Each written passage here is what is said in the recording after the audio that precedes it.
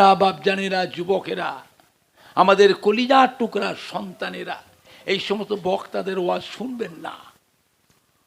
ঢাকার একজন বড় নাম করা বক্তা বক্তৃতা দিতে দিতে বলে ফেলল, মসজিদে যখন ফজরের আজান হয় আমার মনে হয় বেশ্যা তার খরিদ্দারকে ডাকছে।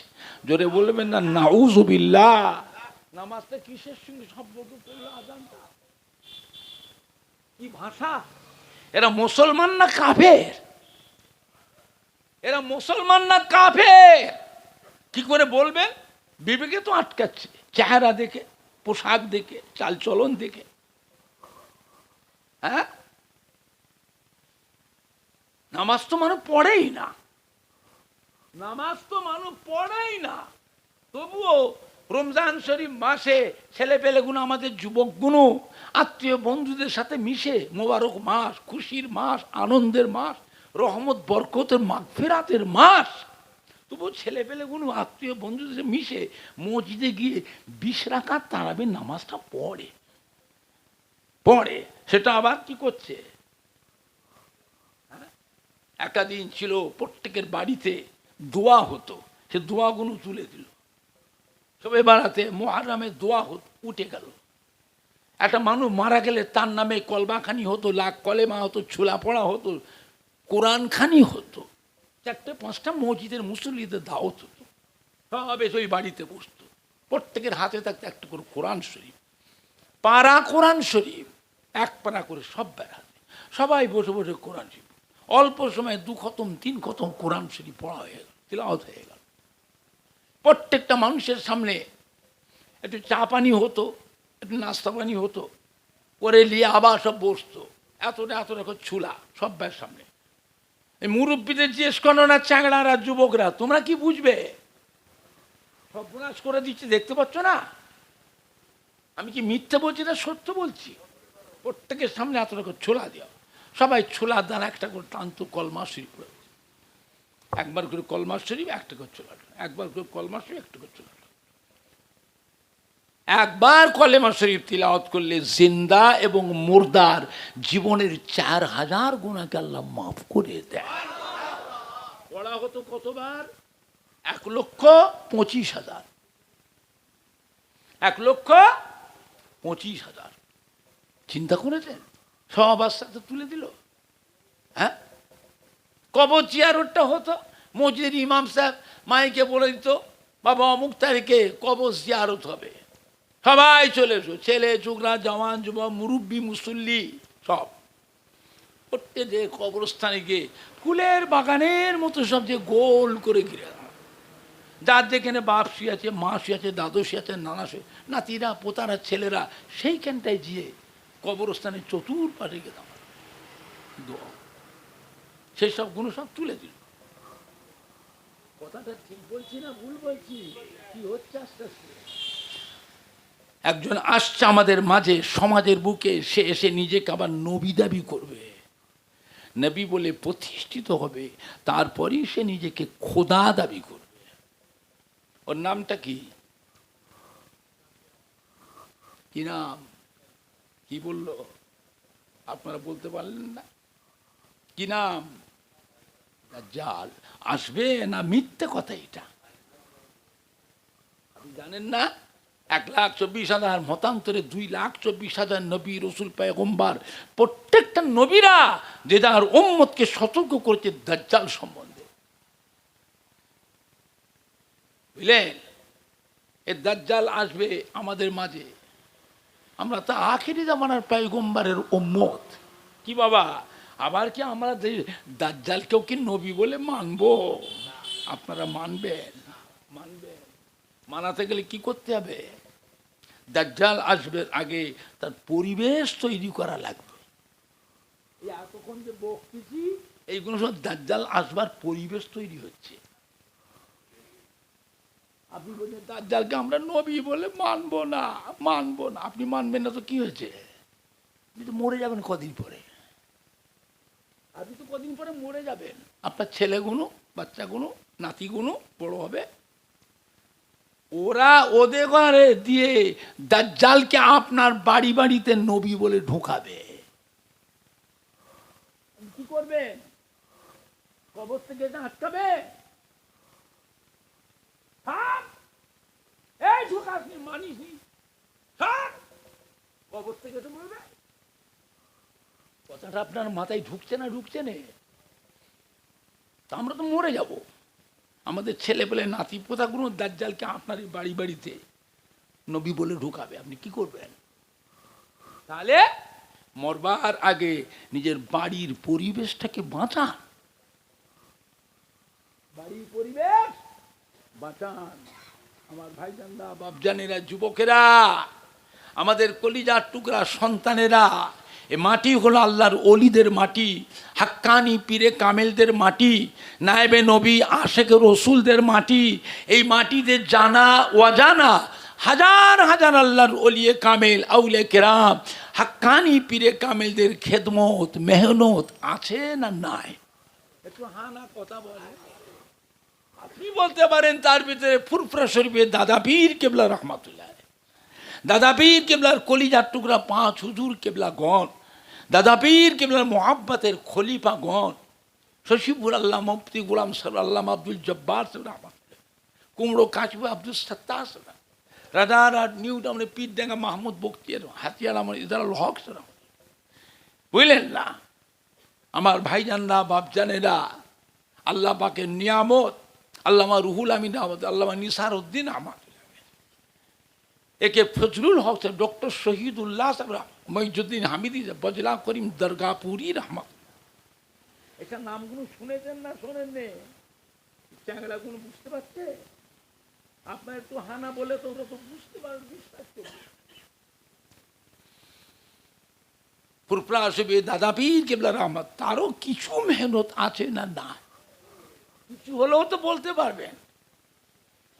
আজও ফুরফুরা আসবে দাদা পীর কেবলা 5 হুজুর কেবলা দাদা পীরে মোহাব্বতে খলিফাদের মুখের দিকে আজও কোটি কোটি মানুষ চেয়ে আছে না? নাই। আর আপনারা কামারপুরে যারা বসে আছে, আপনারা কি, আপনাদের প্রত্যেকের বাড়িতে আপনি কতটুকু মানেন তা বলতে পারবো না, কিন্তু আপনাদের প্রত্যেকের বাড়িতে আব্বা বলো, দাদু বলো, নানা বলেন, আম্মা বলেন, দাদি বলেন, নানি বলেন, খালা বলেন, ফুফু বলেন, শ্বশুর বলেন, শাশুড়ি বলেন, তার মধ্যে কেউ না কেউ, তার ভিতরে কেউ না কেউ ফুরফুরা সেই দাদুজির মহাব্বতের মানুষ। তাহলে দাদা পীরে কলিয়া 5 হুজুর কিবলা যে কোনো হুজুর কিবলাদের মহাব্বতের মানুষ, তা নাহলে দাদা পীরে যে কোনো খলিফার মহাব্বতের মানুষ। বাংলার মানুষ যার সাথে মহাব্বত রাখবেন, কিয়ামতের দিনে আল্লাহ পাক ওই কাতারে আল্লাহ হাসর করবে। হ্যাঁ বাবা, কিয়ামতের কাতার হবে না, যে যার মতো একা একা বেহেশতে ঢুকে যাবে। ইলমিয়ার যোগ্যতা আল্লামা রুহুল আমিন স্যার কম ছিল না।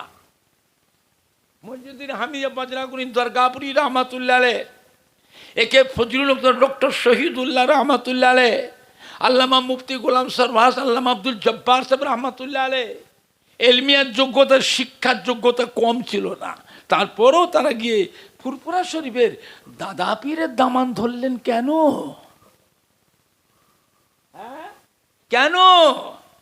রাজারহাট নিউ টাউন মাহমুদ বক্তিয়ারি রহমত, হাতিয়ারা মনে ইজারুল হক সাহেব রহমতুল্লাহ আলাইহ, ফুলবাড়ি মনে ইয়াদ আলী সাহেব, খেড়িয়া সুফিয়া আক্কাসারি রহমতুল্লাহ আলাইহ, কনককুল্লাম আব্দুল আজিজ সাহেব রহমতুল্লাহ আলাইহ, মোল্লা শিমিল্লা আব্দুল ফারুকি রহমতুল্লাহ আলাইহ, পিয়ার ঢাকা শরীফের আব্দুল মাহবুব স্যার, আব্দুল দেয়ান স্যার রহমতুল্লাহ আলাইহ, সৈয়দ মোনা আহমদুল্লাহ সাহেব, সৈয়দ আব্দুল রহমান সাহেব, সৈয়দ মোনা আব্দুল সামাদ সাহেব রহমতুল্লাহ আলাইহ, চৈতন্যপুরে মোনা ইসাক সাহেব রহমত মুফতি, আল্লামা নূর আলী সাহেব রহমতুল্লাহ আলাইহ ফুরফুরা শরীফের দাদা পীরের দামান ধরেছিলেন কেন? কেন? কিয়ামতের দিনে ওই কাতারে দাঁড়াবো। ছেলেরা, নাতিরা, পোতারা কোথায় যাবে? তুমি এত মাথা খারাপ করছো, গরম করছো, মাথা মরবে। কিয়ামতে খেই খুঁজে পাবে না। কিয়ামত শুনেছো, চোখে দেখো। কিয়ামতের দৃশ্য আলেম ওলামা মুফতিদের কাছে কিছুটা হলে সম্পূর্ণ পাবেন না, কিছুটা কিছুটা পাবে, খেই খুঁজে পাবে না। কোথায় যাবে? পাগলামি করবে, এদিক ওদিক ঘোরাফেরা করবে। আল্লাহ যাও ফেরেস্তা, আজাবের ফেরেস্তা, এরা কারা? বেওয়ারেস। এদের বাপ মানে, এদের দাদু নানা নেই, পীর আউলিয়া নেই, উলিল আমর নেই, এরা কারা ঘুরছে?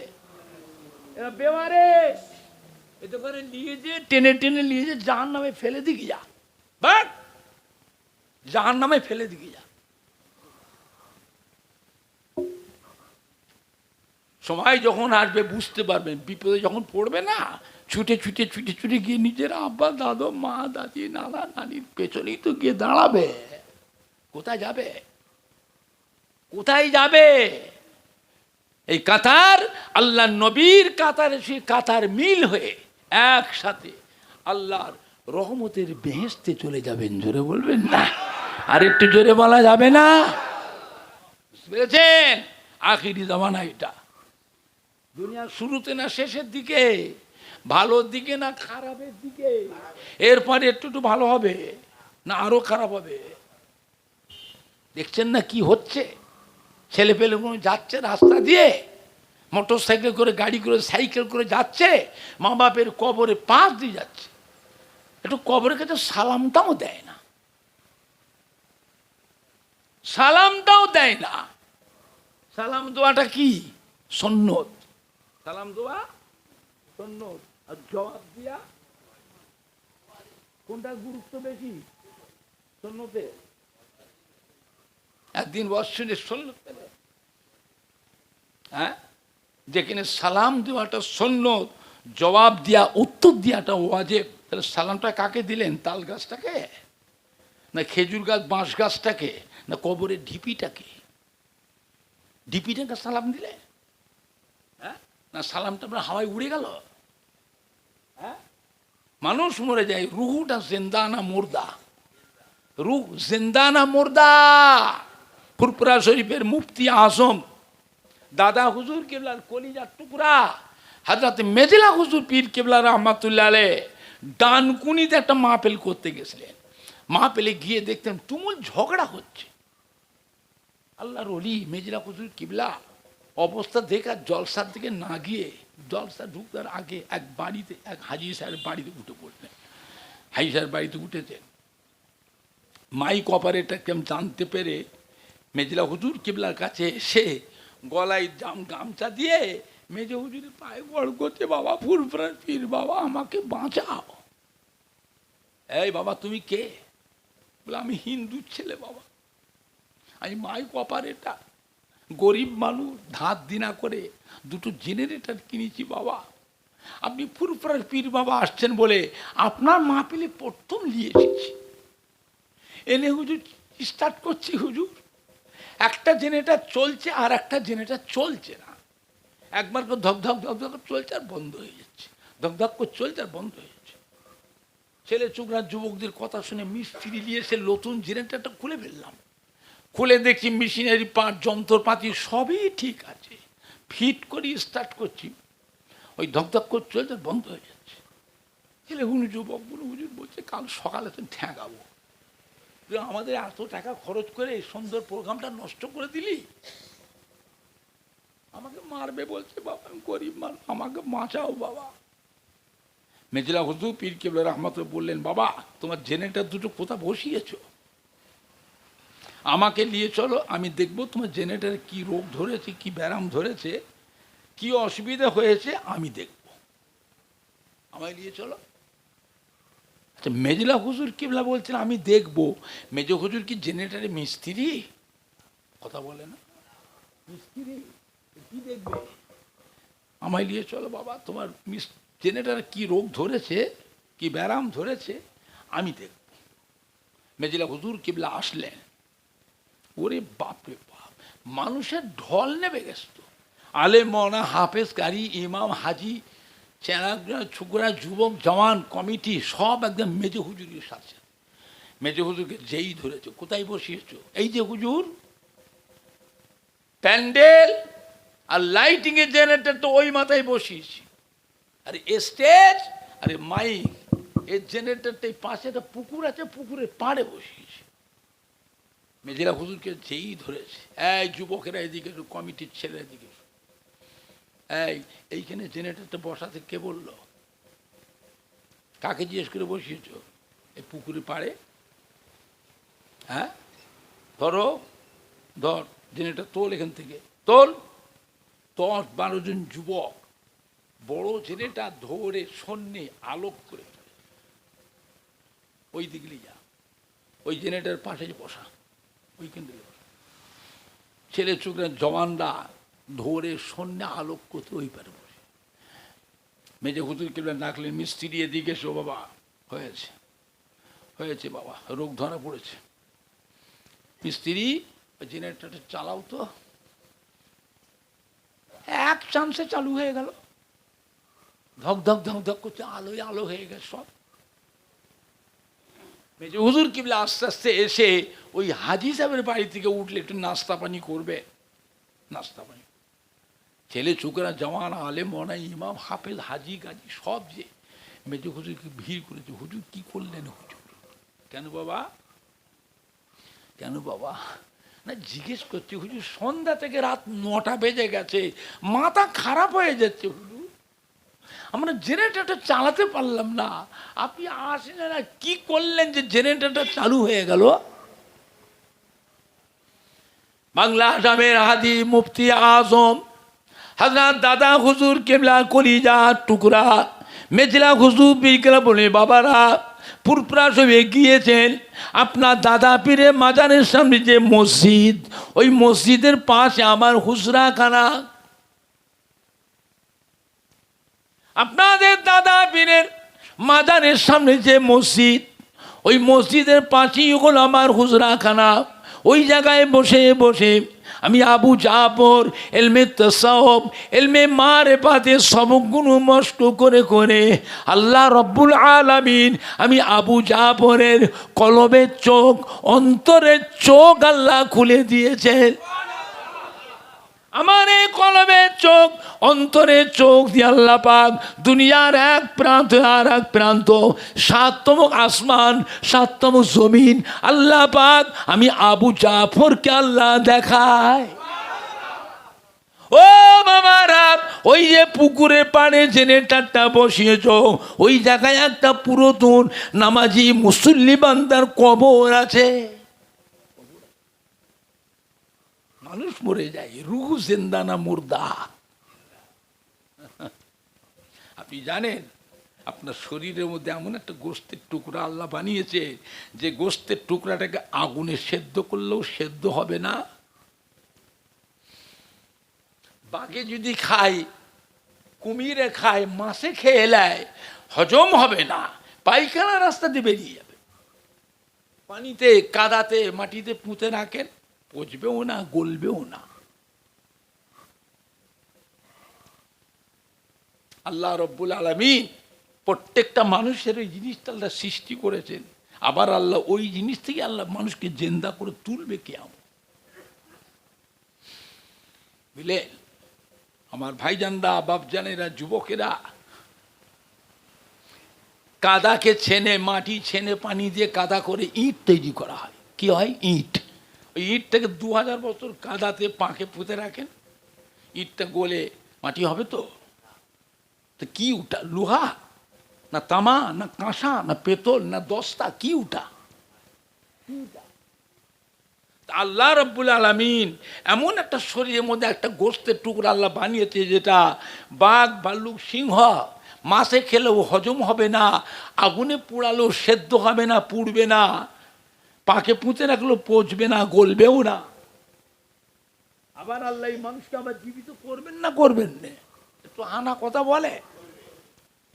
মেজলা হুজুর কিলে বললে বাবা, ওই আল্লাহ নামাজি বান্দা রুহুটা জিন্দা, ওই রুহুটা বুকের কবরের উপরে জেনারেটরটা চালাচ্ছ, ধক ধক ধক ধক ধক ধক করে চলছে। নামাজি মুসল্লি বান্দা তার রুহের উপরে কষ্ট হচ্ছে, এই জন্য আল্লাহ পাক তোমার জেনারেটরটা বন্ধ করে রেখেছেন।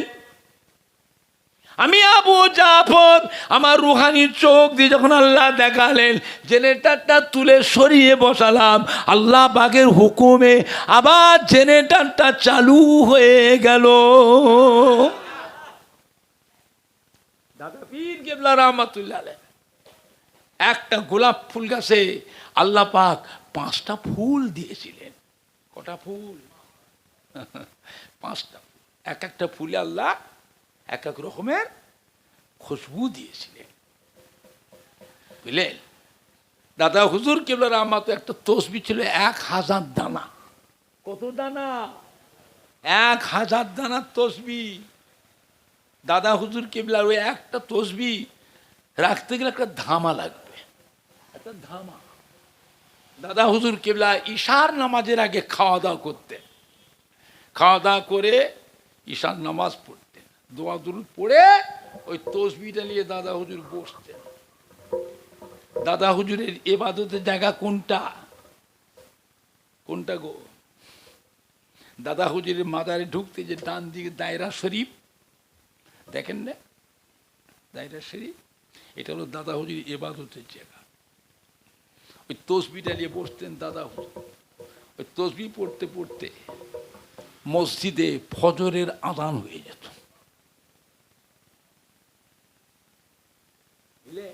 দাদা হুজুর কেবল ওই তসবিটা ইন্তেকালের আগে কাকে দিয়েছিলেন জানেন? দাদা হুজুরের কলিজার টুকরা 5 হুজুর কেবলার মধ্যে একটা হুজুর ছিলেন মাদারজাত আল্লাহর ওলি। মায়ের পেট থেকে আল্লাহর ওলি হয়ে দুনিয়ায় এসেছিলেন। কোন হুজুর? কি নাম? তোমরা চেয়ে আছো হাঁ করে, কথা উত্তর দিতে পারছো না কেন? পুরপুরা দাদা পীরে মুরিদের ছেলে তোমরা। কিরম মুরিদ? নাম জানো না? কি নাম? হযরত নাজমুস সাআদাত সিদ্দিকী রাহমাতুল্লাহ আলাইহি। ইনি কোনো মুরিদের বাড়ি জলসায় যেতেন না, কোনো মুরিদের বাড়িতেও যেতেন। দাদা হুজুর কেবলা ইন্তেকালে তসবিরা দিয়েছিলেন নোয়া হুজুর কেবলা। হযরত নোয়া হুজুর পীর কেবলা রাহমাতুল্লাহ আলাইহি দাদা হুজুর কেবলা নিয়মে ঈশার নামাজের আগে খাওয়া দাওয়া করতেন। যত রাতি হোক খাবো আগে, তারপর ঈশার নামাজ পড়ব। আল্লাহ নবীর জীবনী দেখো, নবীও ঈশার নামাজের আগে এমনি কেন করতেন? তার আল্লাহ পাকের নিয়মের কিছু ভালাই, কিছু উপকার আছে না নাই?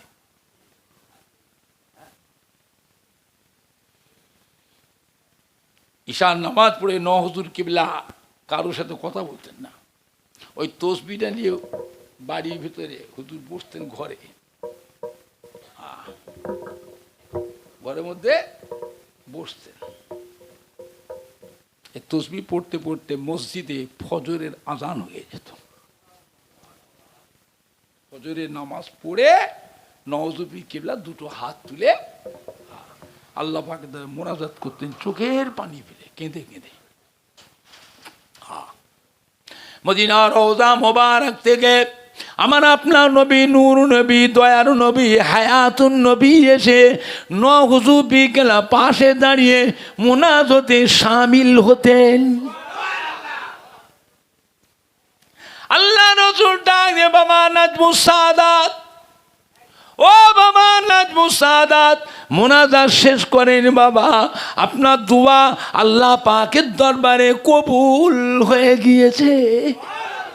ও বাবা নাজমুস সাআদাত, আল্লাহ পাক আপনার দোয়াকে কবুল করে নিয়ে আমার গুনাহগার উম্মত উম্মতির জীবনের গুনাহ আল্লাহ মাফ করে দিয়ে, কবরের আযাবকে মাফ করে দিয়ে, কবর গুলো আল্লাহ পাক দয়াময় দয়া করে মেহেরবানি করে নূরুন আলা নূর করে দিয়েছে। ও বাবা নাজমুস সাআদাত, আমি রাসূলুল্লাহ সাল্লাল্লাহু আলাইহি ওয়াসাল্লাম আপনার মতন উম্মতকে বড় ভালোবাসি। কোন মুরিদান ভালোবাসলো না বাসলো, কোন মুরিদান আসলো না আসলো, হুজুর কিনার বয়ে গেল। মানুষ চেনো না, মানুষ চেনো না, সব চেনো, মানুষ চেনো না। যাকে আল্লাহ আল্লাহ রসুল ভালোবাসে তার থেকে বড় ভাগ্যবান আর কেউ হবে? আর কেউ হবে? খবরদার বেয়াদবি করবেন না। নবী হচ্ছেন আমাদের ঈমানের সম্পদ। নবী আমাদের কি সম্পদ? ঈমানের সম্পদ। খবরদার বেয়াদবি করবেন, নাম কেটে যাবে খাতা থেকে, জানতে পারবেন না। দাড়িও থাকবে, টুপিও থাকবে, জব্বাও থাকবে, তসবিও থাকবে, নামাজও থাকবে, আমলও থাকবে, কিন্তু নাম থাকবে না। সময় যেদিন আসবে সেই দিন বুঝতে পারবেন খাতায় নাম নেই, ওম্ম থেকে ভাগ, বেরো এখান থেকে, বেরো দল থেকে, বেরো বেরো। তাহলে নবী আমাদের কি? নবী হচ্ছেন আমাদের ঈমানের সম্পদ। দরকার হলে আপনাকে নবীর জন্য জীবন দিতে হবে। পারবে? কথা বলে না। কারা কারা পারবে হাত তোলে? কারা কারা পারবে নবীর জন্য জীবন দিতে? হাত তোলে। জোরে তকবীর দেন, নারায়ে তকবীর। এই যুবকগুলো গলায় জোর নেই, নারায়ে দেখবে, নারায়ে দেখবে। বিশ্ব নবী দিবস, ঈদে মিলাদুন নবী, আহলে সুন্নাতুল জামাত, আহলে সুন্নাতুল জামাত, কামাদা কিরাম গাফরিগণ, সম্মানীয় ওলামাই কেরামগণ, সম্মানীয় যুবক বিন্দু, সম্মানীয় শ্রোতা বৃন্দু, ফুরফুরা শরীফের দাদা পীরের হক সিলসিলা, নারায়ে দেখবে। বাংলার মানুষ, মানুষ চেন না। যারা চিনত তারা সব কবরে চলে গেল। যারা মানত তাদেরই তো রক্ত, তাদেরই তো সন্তান, তাদেরই তো আল আওলাদ। কোন দিকে চেয়ে আছো? হ্যাঁ, কোন দিকে চেয়ে আছো? বুঝলেন আমার ভাইজানরা, বাপজানেরা, যুবকেরা, আমাদের কলিজার টুকরা সন্তানেরা, এটা আখিরি জামানা। আজ ফুরফুরা শরীফ থেকে আপনাদের দাদা পীরের আওলাদ, আপনাদের ছোট হুজুর পীর কেবলার সন্তান কি কামাদ্দা কামারপুর গ্রামে আসলাম। হ্যাঁ বাবা, ছেলেরা, যুবকরা, মুরব্বীরা বলেন, এই গ্রামে এসে যে সাইড থেকে কোনো মানুষের আমার সাথে বেয়াদবি করে, আমাকে এসে যাতা করে, বেজ্জতি করে, আপনারা দাঁড়িয়ে দাঁড়িয়ে তামাশা দেখবে, তামাশা দেখবে। তার প্রতিবাদ করা, মোকাবিলা করা দরকার আছে না? না। হ্যাঁ, আমার সিলসিলা একটা আলেম মৌলানা ইমাম, একজন হাফেজ কোরআন, একজন ইমাম আলেম মৌলানাকে ওই রাস্তার মোড় মাথায় ধরে বেইজ্জতি করছে। আমাদের যুবকগুলো আহলে সুন্নাতুল জামাতের ছেলেগুলো কি করবে? দাঁড়িয়ে দাঁড়িয়ে তামাশা দেখবে? তার প্রতিবাদ করা, মোকাবিলা করার দরকার আছে না? নাই। হ্যাঁ, নরম ভাবে না গরম ভাবে? এমন ভাবে মোকাবেলা করা লাগবে ওদের দলের একটা মানুষ যেন আমার কামারপুরে পাড়াতেও যেন না ঢোকে। সব জায়গায় কুই কুই করলে হবে না, পিন পিন করলে হবে না, জায়গা বিশেষে কড়া হওয়া লাগবে। এটা আখিরি জামানা, এটা আখিরি জামানা। আহলে সুন্নাতুল জামাতের মানুষ নবীর জন্য, নবী সাহাবারা জীবন দিয়েছেন, দেয়নি? একটু হানা কথা বলো। কাফেরের দল বেশি না ইমানদার মুমিন সাহাবার দল বেশি? সাহাবার দল বেশি। হোশ নাই? সাহাবাদের কত কষ্ট দিয়েছে কাফেররা, প্রমাণ দিতে পারবেন? একটা সাহাবাকেও নবীর দল থেকে বের করে কাফেরদের দলে ঢোকাতে পেরেছে? কথা বলে, প্রমাণ দিতে পারবেন? জীবন দিয়ে দিয়েছে, ঈমান দেয়, জীবন দিয়েছে, ঈমান দেয়। হযরত আবু হুরায়রা রাদিয়াল্লাহু তাআলা আনহু আল্লাহ নবীর দরবারে মদিনার মসজিদে বসে বসে কাঁদছে। আল্লাহ নবী জিজ্ঞেস করেছে, কাঁদছো কেন বাবা আবু হুরায়রা? কি হয়েছে? বলে, আমার মা আমাকে মেরেছে। কে মেরেছে? মা মেরেছে। ছেলের উপরে মায়ের মায়া মহব্বত আছে না? নাই। তো মারলো কেন? কি অন্যায় করেছে বলো? বলে, হুজুর অন্যায় কিছু করিনি হুজুর, অন্যায়। তবে কি হলো? মারলো কেন? হুজুর আমি আপনার দরবারে আসি, আপনাকে ভালোবাসি, মদিনার মসজিদে নববী বসে থাকি, আপনি ওয়াজ করে ভালো ভালো হাদিস বলেন, আমি শুনতে খুব ভালো লাগে, বসে বসে শুনি। ঘরে যেতে দেরি হয়ে যায়, রাত হয়ে যায়। মা জিজ্ঞেস করল, আবু হুরায়রা এত রাত হলো কোথায় ছিলে? এত দেরি হলো কেন? মা গো, যা চাঁদ মুখখানা দেখতে পালে, যার কদমে এখানে যেতে পারলে জীবনটা ধন্য হয়ে যায়। আমি ছিলাম তিন দুনিয়ার বাদশাহ, আল্লাহর হাবিবে পিয়ারা জনাবে মুহাম্মদুর রাসূলুল্লাহকে সাল্লাল্লাহু আলাইহি ওয়াসাল্লাম দরবারে ছিলাম, তাই আসতে দেরি হয়েছে। মায়ের রাগ। মা ছিল ইহুদি। মা কি ছিল? ইহুদি। ইসলামের বড় শত্রু কারা? আজকে না আগেও ছিল? 1,24,000 মতান্তরে 2,24,000 নবী রসুল পয়গম্বর, 3,000 নবীকে জানে মেরেছে এই ইহুদি। কত নবীকে শহীদ করেছে? 3,000 নবীকে জানে মেরে ফেলেছে। আজকে যে যুদ্ধ হচ্ছে, বাইতুল মুকাদ্দাস থেকে ওরা রাজধানী করবে, আপনার জানা আছে? ওই জায়গাটায় 75,000 নবীর মাজার আছে।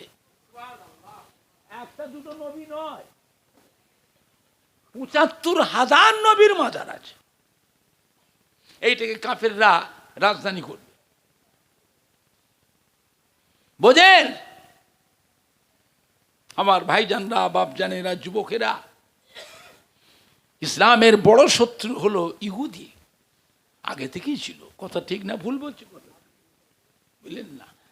এখন আমার নবী জিজ্ঞেস করছে, মা মারলো কেন? মা আমার ইহুদি। আপনার নামটা শোনার সাথে মায়ের গায়ে জ্বালা পোড়া ধরে। মা আমাকে ডেকে বলে, এই আবু হুরায়রা, তুই ঘর ছাড়বি না হযরত মুহাম্মদ দরবার ছাড়বি? যে হযরত মুহাম্মদ দরবার ছেড়ে দে, আর না ছেড়ে আমার ঘর থেকে বেরিয়ে যা।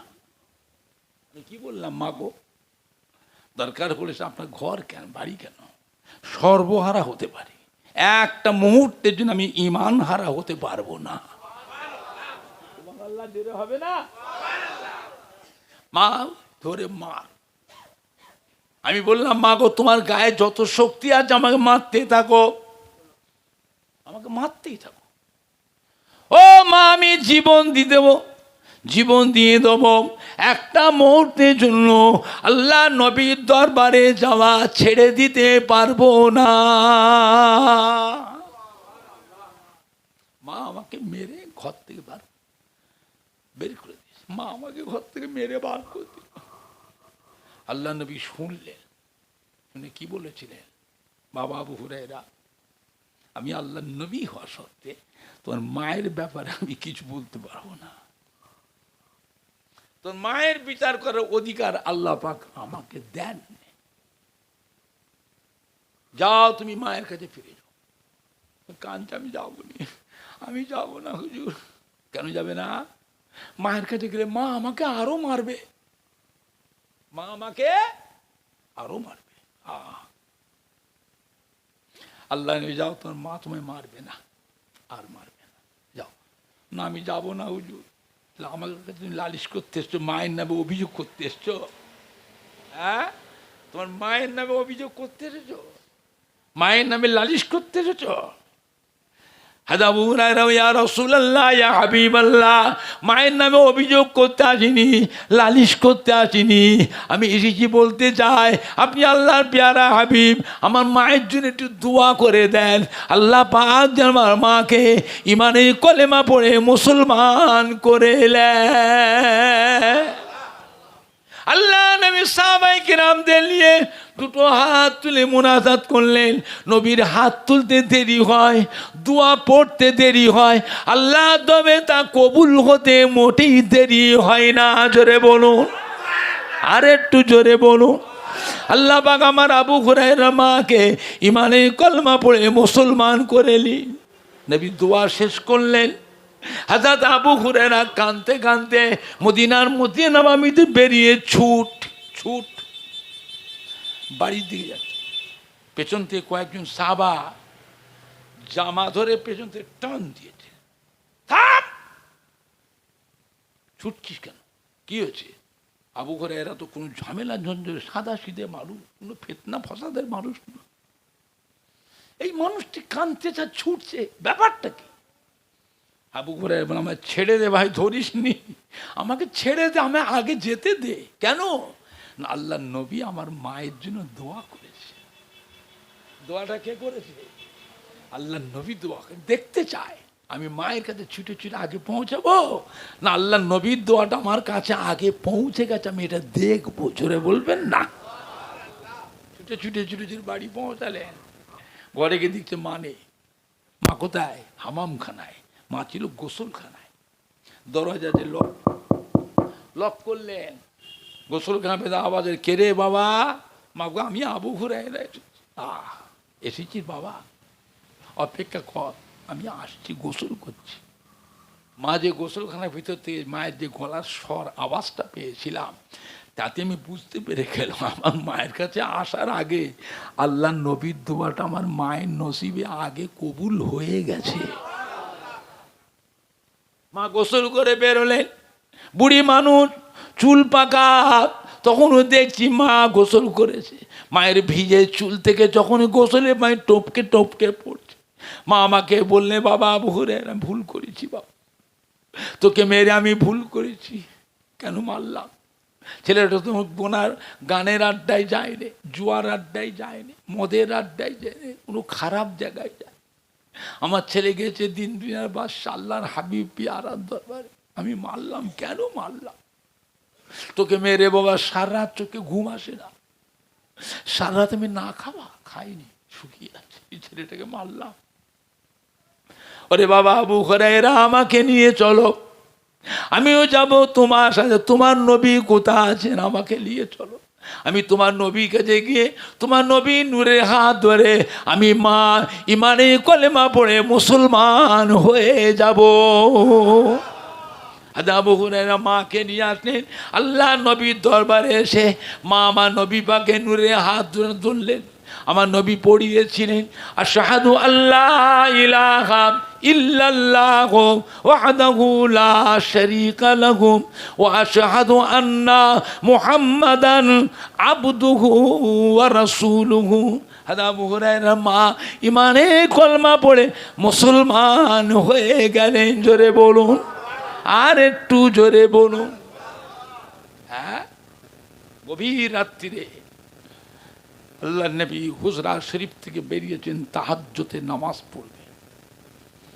একজন যুবক আল্লাহ নবীর হুজরা শরীফের সামনে, প্রচন্ড শীত, থরথর থরথর করে কাঁপছে। এমন একটা পোশাক, ছোট্ট পোশাক, বেকা হয়ে দাঁড়িয়ে হতে পারছে না। তার লজ্জাস্থান খালি হয়ে যাবে। লজ্জাস্থান কি হবে? খালি হয়ে যাবে। আল্লাহ নবী বেরিয়ে যে, কে রে বাবা, এত রাত্রে আমার ঘরের দরজার সামনে দাঁড়িয়ে আছে, কে তুমি? যুবকটি বলল, হুজুর আপনি আমায় চিনতে পারছেন না, আমার নাম হলো আব্দুল্লাহ, আমার নাম ছিল আব্দুল উজ্জা, আমি আপনার কাছে ইমানের কলমা পড়ে মুসলমান হয়েছি, আমার নাম আপনি রেখেছেন আব্দুল্লাহ। আল্লাহ বাবা তুমি কোন আব্দুল্লাহ? তোমার বাড়ি তো মক্কা শরীফে, তোমার বাপ চাচারা বড় ধনী, বড় ব্যবসায়ী, প্রত্যেক দিন দুবেলা সবসময় নতুন নতুন কাপড় পরিধান করতে, পরিবর্তন করতে। এখন তো দেখে মনে হয় তোমার কিচ্ছু নাই, তোমার বাপ চাচারা বড় ধনী, বড় ব্যবসায়ী, এরকম অবস্থা হলো কেন? যুবকটি বলল, হুজুর আমি আপনার কাছে ইমানের কলমা পড়ে মুসলমান হয়েছি। আমার ছোট্টবেলায় আমার আব্বা মারা গেছে জিহাদের ময়দানে। আমার মা আমাকে খুব কষ্ট করে লালন পালন করেছে। আমি বড় হয়ে গেছি, আমার বড় খরপোশ জোগাতে পারছেন না, তাই আমার মা আমাকে চাচার কাছে দিয়ে দিল। মা নিজের জীবিকা নির্বাহনের জন্য এক বাড়িতে ঝি কাটে।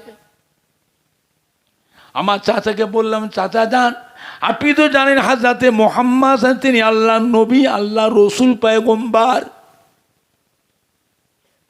চাচা বলল, আমারও তো মনে হয় তাই। আমি বললাম, চাচা যান, মক্কার কতগুলি কোফারে কুরাইশের অত্যাচারে অমন একজন মহান ব্যক্তি আমাদের মক্কা থেকে হিজরাত করে মদিনায় চলে গেলেন, আমাদের কপাল পুড়ে গেল। আমি আশা করেছি চাচা যান আপনিও তো ওনার কাছে মানে কলমা পড়ে মুসলমান হবেন, আমিও সেই সাথে আপনার ভাতিজা ওনার কাছে মানে কলমা পড়ে মুসলমান হয়ে যাব। চাচা অস্বীকার করলে আমি হব না,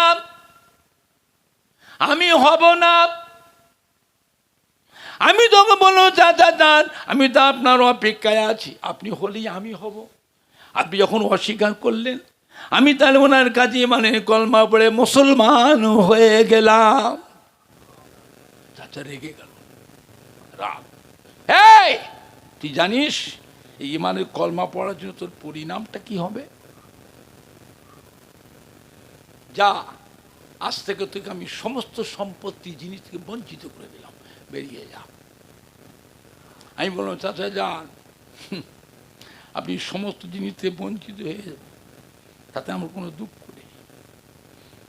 আপনার কথা না মানলে দুনিয়ার সম্পদ থেকে বঞ্চিত হবো, আল্লাহর কথা না মানলে চিরকাল জাহান্নামে জ্বলবো, আল্লাহর রহমতের বেহেশত থেকে বঞ্চিত হয়ে যাবে। চাচা বললে বেরিয়ে যা। আমি ঘর থেকে বেরিয়ে আসছি, আমাকে দাঁড়া, তো জামা কাপড় খুলে দে, পরনার কাপড়গুলো খুলে দে, যা ওগুলো আমি দিয়েছি, ওরা আমার, খুলে দিয়ে যা। কথা বললো, আমি কাপড় খুলে ল্যাংটা হয়ে যাব, উলঙ্গ হয়ে যাব, আমি লজ্জার খাতিরে ঘর থেকে বেরোতে পারবো না। কথা বুঝতে পারছেন? ল্যাংটা হয়ে গেলে বাইরে বেরোতে পারবো? বললাম চাচা যান, সর্বহারা হতে পারি, পোশাক আনিয়ে দিতে পারি, দিয়ে দিতে পারি, একটা মুহূর্তের জন্য ইমান হারা হতে পারবো না। দুনিয়ায় আপনার কথা না মানলে উলঙ্গ হব, আল্লাহর কথা না মানলে কিয়ামতের ময়দানে কোটি কোটি কোটি কোটি বান্দার সামনে উলঙ্গ হয়ে উঠতে হবে। পরনার কাপড় খুলে দিলাম, আমি ল্যাংটো হয়ে গেছি, চিৎকার দেখে তো মা আমাকে বাঁচাও, মা আমাকে বাঁচাও। মা ছিল পাশের বাড়ি ঝি কাটে, আমার গলার শব্দ বুঝতে পেরে মা ছুটে বেরিয়েছে, বাইরে বেরিয়ে বলছে বাবারে কি হলো রে বাবা আব্দুল উজ্জা, কাঁদছিস কেন, কে তোকে মারলো? আমি হাঁপাতে হাঁপাতে কাঁদতে কাঁদতে মায়ের সামনে যখন গিয়েছি, মা আমার মুখটা দিকে তাড়াতাড়ি করে মুখে হাত চাপা দিয়ে ছ্যা ছ্যা ছ্যা ছ্যা ছ্যা ছ্যা, কি অবস্থা রে বাবা, তুই ল্যাংটো হয়ে গেছিস, তোর কাপড়কে খুলে নিল, একটু আগে তোকে দেখলাম সুন্দর জামা কাপড় পরে ঘুরে বেড়াচ্ছিস, তোর আনন্দ দেখলাম, আবার এখন তুই এই অবস্থা কেন, তোর কাপড় খুলে নিল কে? একটা বাচ্চা ছেলে ল্যাংটো থাকা, জওয়ান ছেলে মায়ের সামনে ল্যাংটো থাকা, মা লজ্জা পাবে না পাবে না? মা হলেও লজ্জা পাবে না পাবে? তাদেরকে মুখে হাত তুলে কি অবস্থা, কি হয়েছে বল? চাচা আমার সে যে আচরণটা, যে ব্যবহারটা করেছিল, এত দুঃখ পেয়েছিলাম, আমার কান্না বন্ধ, কান্না চোটে মুখ দিয়ে কথা বলতে পারি না, গলার ভিতর কথা আটকে যাচ্ছে। আর মা তত রাগ করছে, এই পাগল হয়ে গেছিস, পাগল হয়ে গেছিস, তোর কাপড় কে খুললিল বল? কথা বলতে পারছি। কিছুক্ষণ পরে যখন কান্নাটা থামলো, স্বাভাবিক অবস্থা ফিরে এলো, মাকে চাচার কথা শুনিয়ে দিলাম। জনম দুঃখিনী মা, গর্ভধারিণী মা, আমার গলাটা জড়িয়ে ধরে বুকের সঙ্গে ঠেসে, মাও কাঁদছে আমিও কাঁদছি, মাও কাঁদছে আমিও কাঁদছি। বাবা আব্দুল উজ্জা কাঁদিস নি, আমি মা হয়ে তোর কান্না সহ্য করতে পারি না। ও বাবা আব্দুল উজ্জা তুই কি চাস বল, আমাকে বল তুই কি চাস? আমি মাকে বললাম মা গো তোমার কাছে কিচ্ছু চাই না, তুমি একখানা শুধু আমাকে বস্ত্র দাও, আমার ইজ্জত আবরুটা ঢাকবার মতো। মা নিজের হাতে সেলাই করা ছেঁড়া একটা কম্বল, ছেঁড়া একটা কাঁথা সেলাই করা, ওইটাকে দুভাগ করলাম, এক ভাগ পরলাম আর একবার গায়ে দিলাম। এই মাকে বললাম মা আমাকে বিদায় দাও, আমি যাব দিনের নবী, দয়ার নবী, রহমতের নবীর দরবারে যেতে চাই। রহমতের নবীর দরবারে চাঁদ মুখখানে এক নজর দেখতে পায়, আমার মনে আর কোনো দুঃখ থাকবে না। মক্কা শরীফে পায়ে হেঁটে হেঁটে দিনের পরে দিন, রাতের পর রাত, দিনের পরে দিন, রাতের পরে রাত অতিক্রম করে 360 মাইল রাস্তা অতিক্রম করে মদিনা শরীফে যে পৌঁছেছি, এসে খুঁজছি নবী কোথায়।